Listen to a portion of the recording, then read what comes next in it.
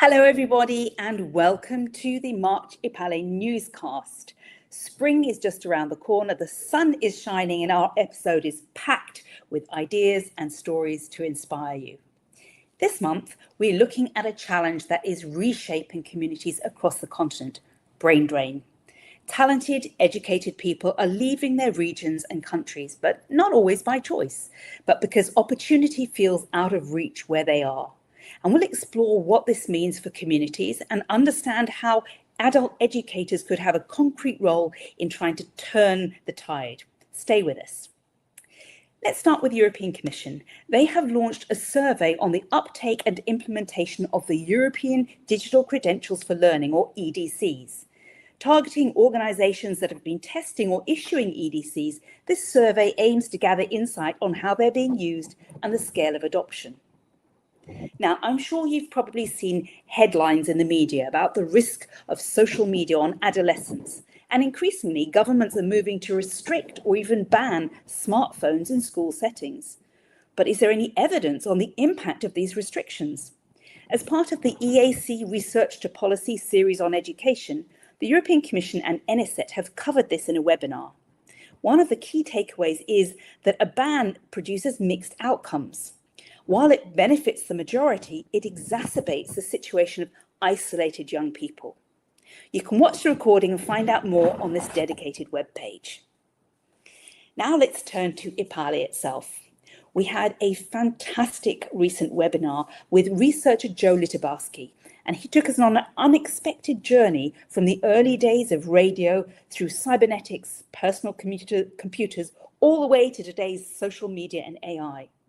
Drawing on over a century of history, Joe explored what technology has meant for democracy and for the individual that's caught up in the mass, and what that long story can teach us about the moment we find ourselves in today.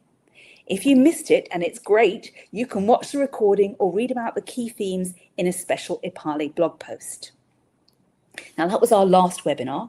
In our next webinar, the EPALE Central Support Service will walk you through the essentials of the EPALE platform, how to log in, create and publish content using the new content creation form, and to apply the contributor guidelines. Now, we're more than 150,000 active users on this platform, and we'd like to see as many people as possible contributing, sharing ideas on it.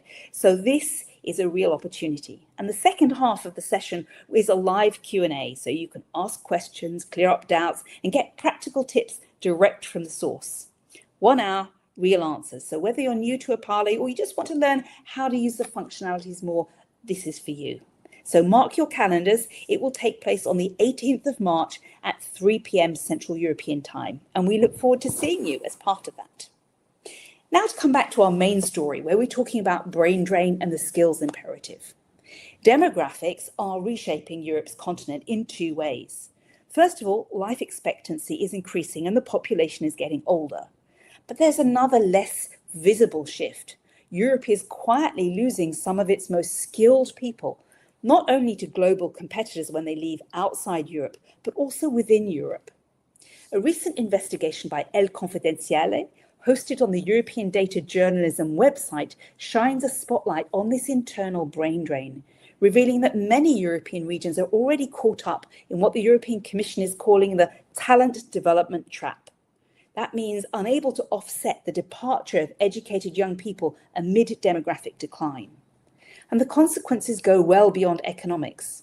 When freedom of movement becomes a necessity rather than a choice, trust in EU institutions and even the whole European project erodes along with local services and innovation.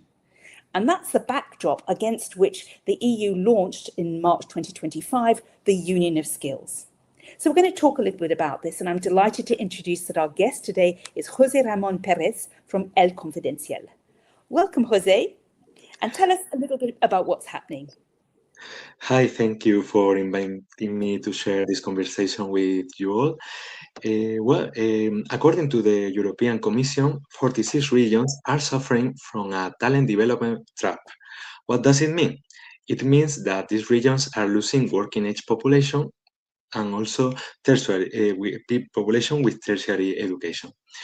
Another 36 regions are at risk of falling into this trap in the coming years because they experience net migration of young people. Together, these regions are home to 30% of the European population. Brain drain can occur mainly within the same country or from one country to another. There are some structural factors that explain this. Young people leave when there is an imbalance between training, employment, and living conditions in a territory.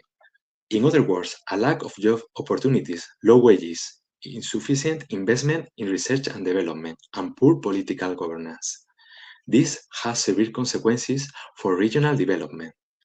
When the most qualified young people leave, these regions enter a spiral that slows economic growth and weakens public services, pushing more professionals to immigrate. Breaking out this vicious circle requires a comprehensive strategy for investment, employment, and talent retention. The European Commission published in 2023 the communication on harnessing talent and is supporting the talent booster mechanism to tackle this challenge. Excellent. So what does all this mean? What are the political implications of what you've talked about? People moving, particularly sort of young, educated people moving elsewhere? Well, when people feel forced to leave to find economic opportunities, it leads to a loss of trust in EU institutions. Those who remain may feel that the free market is stealing away our young people. It's important to remember, as former president of the European Commission, Jacques Delors, argued, that cohesion policies are the other side of the common market. The Letta report also introduces the right to stay. In other words, freedom of movement should be compatible with the right to build one's life in one's region of origin, if that is what people choose.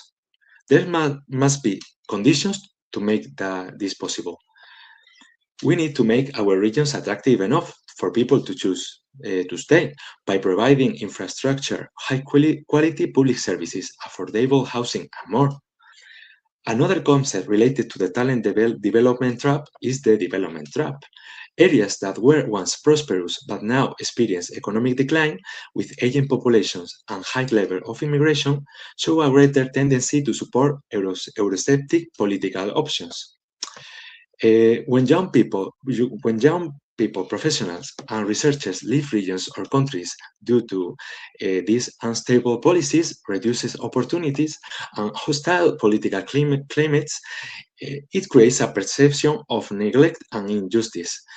Anti-immigration rhetoric and nationalist policies, as seen in the United States, the UK, and even parts of Europe, not only reduce the inflow of talent, but also provide populist leaders with powerful narratives that elites of external forces are stealing opportunities from ordinary citizens.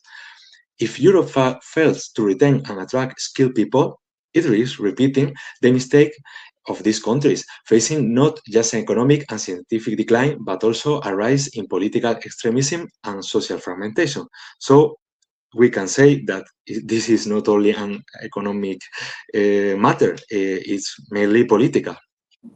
Thank you. And in fact, for those regions, as you say, it's absolutely existential that people can feel that there is a right to stay, that they can stay and develop and grow in their own regions. So let's now think about what our EPALE community could do, because we have here, lots of passionate, committed people who work in adult learning and education. What role could they play? Well, for me, the key is to make educational resources accessible to people across all of Europe. In pandemics, or the pandemics has shown that online learning is a real opportunity for many who otherwise wouldn't have access due to personal circumstances or a lack of opportunities in their home region. EPALE can help by connecting educators, trainers, and policymakers to share the best practices, promote inclusive lifelong learning, and develop strategies that ensure everyone, regardless of location, can access high-quality training.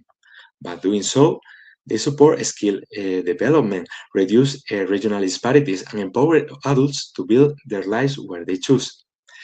I think EPALE work is truly important in the fight against brain drain. And I think also an initiative like this is extremely important for people who are in the margins of society. It provides access to learning and skills development that they might not otherwise have, helping them improve their employment opportunities, participate more fully in society, and build a better future.